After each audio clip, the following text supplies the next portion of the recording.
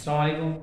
पहले बच्चों, पिछली दफ़ा हमने दुआ शेर 4 में सवाल नंबर 1, 2, 3, 4, 5 ये 5 सवाल को देखे थे। अपना सवाल नंबर 6 बाकी था। तो आज ये आइए सवाल नंबर 6 को देखते हैं। सवाल नंबर 6 है 5x को 2 जमा 13x जमा 8 बराबर 0। इसको मुआवजा करेंगे। मसावात को ax की कुवत 2 जमा bx जमा c बराबर 0 से मवाजना करने पर मवाजना करेंगे तो a बराबर 5, b बराबर 13 और c बराबर 8। ज़ाब्ता लिखेंगे x बराबर मनफी b जमा तफरीक जजर में b की कुवत 2 मनफी 4ac बटे 2a। x जैसा के वैसा रहेगा। मनफी b यानी मनफी 13 जमा तफरीक जजर में जैसे कि वैसा b की कुवत 2 यानी 13 की कुवत 2 मनफी 4 ज़रब a यानी 5 ज़रब c यानी कि 8 बटे 2 ज़रब a यानी 5।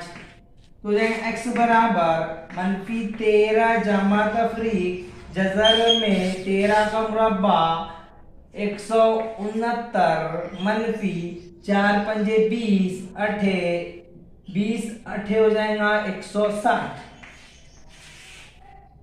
2 पंजे 10। इस तरह से मनफी 13 x बराबर मनफी 13 जैसे कि वैसे जमा तफरीक जजर जैसी की वैसी 169 में से 160 माइनस हो जाएंगे तो बचेगा 9 बटे 10 जैसा कि वैसा रहेगा। 9 को जजर के बाहर निकालेंगे तो मनफी 13 जमा तफरीक ये जजर के बाहर निकलेगा तो ये हो जाएगा 3 बटे 10।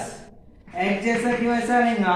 अब इसकी ये जमा तफरीक है, जमा को अलग करेंगे तफरीक को अलग करेंगे तो मनफी 13 जमा 3 बटे 10 या फिर x बराबर मनफी 13 मनफी 3 बटे 10।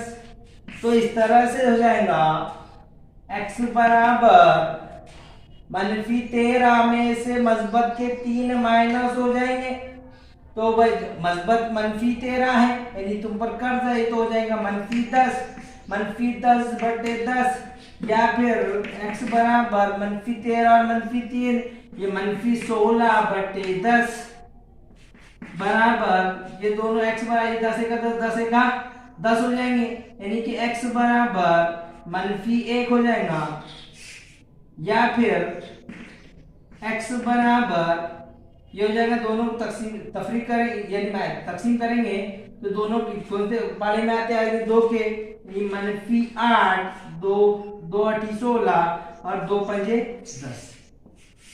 x बराबर मनफी 1 x बराबर मनफी 8 बटे 5 ये जवाब हो जाएगा। उम्मीद है कि आप समझ गए होंगे अच्छी तरह से। घर पर इसकी जितनी हो सके उतनी मशक कीजिए। खुदा हाफिज।